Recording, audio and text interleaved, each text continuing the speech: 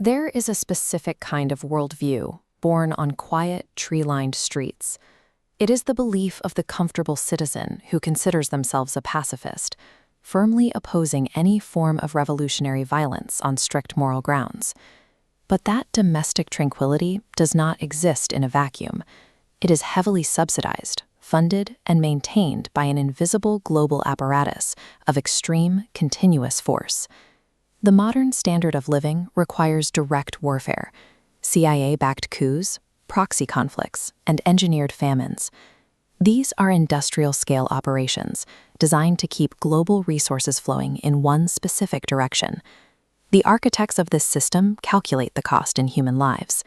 In 1996, when asked about the 500,000 Iraqi children who had died as a direct result of economic sanctions, the U.S. Secretary of State openly stated that the price was worth it. Living inside this system, paying taxes into it, and enjoying its spoils, while condemning the violence required to dismantle it, is a delusion. It is an implicit endorsement of the ruling class's violence. People often dismiss the economy as an abstract domain of mathematics, stock tickers, and quarterly reports, completely disconnected from actual human welfare. The economy is the literal physical infrastructure of human survival. It dictates whether children eat, whether the sick receive medicine, and who is forced to labor in the factories and the fields. This physical reality is governed by class society. A massive majority must sell their physical labor simply to survive, while a tiny minority owns the tools, the land, and the infrastructure, ensuring the value generated moves relentlessly upward. Even our moral intuitions are shaped by this physical struggle. Morality is not a divine law handed down from heaven. It emerges from biological brains fighting to organize and distribute finite physical resources. Power and wealth offer absolute physical advantages. Because of this, the minority at the top will never voluntarily surrender their position in response to a polite moral argument. We do not have to guess how systemic power responds to peaceful transitions. The historical record serves as an empirical laboratory, and the data is completely clear. In 1871, the working class of Paris seized control of their city, establishing the Paris Commune. They attempted a peaceful, hesitant transition of power. They respected the old laws. They held democratic elections. Most crucially, they refused to decisively march on the fleeing bourgeois government at Versailles, hoping to avoid a violent confrontation.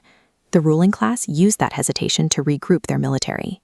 They returned and slaughtered 20,000 men, women, and children in the streets during what became known as Bloody Week. Playing by the oppressor's rules does not earn you peace. It simply buys the oppressor the necessary time to orchestrate your annihilation. A century later, modern democratic socialism fared no better. In Chile, Salvador Allende was democratically elected on a platform of peaceful socialist reform. He was strictly committed to constitutional rules. He believed in the legal process, and because of this, he fatally refused to arm the working class to defend themselves.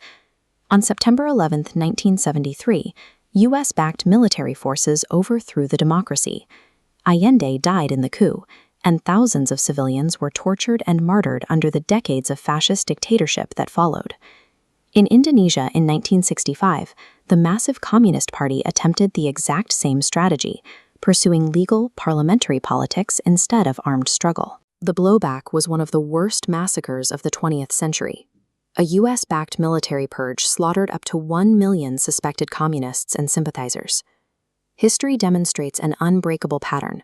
When peaceful democratic movements threaten the material wealth of the ruling class, they are answered with absolute, exterminating violence. But the historical laboratory also shows us the alternative. What happens when revolutionaries accept the harsh necessity of physical force? The successful socialist revolutions in Russia, China, Cuba, and Vietnam all shared one empirical trait. They required armed, protracted struggle to successfully dismantle the old state apparatus. This animation illustrates the mechanics of class conflict. In any physical confrontation, there is a strict law of physics known as the first mover advantage. The force that waits defensively loses. Relying on defensive, reactionary violence is military suicide. You cannot wait for the ruling class to strike first. The force that strikes preemptively and dictates the tempo of the conflict shatters the opposition. Decisive, offensive, revolutionary violence is not a moral failing. It is a strict mathematical prerequisite for victory. We return to the comfortable pacifist in their quiet neighborhood.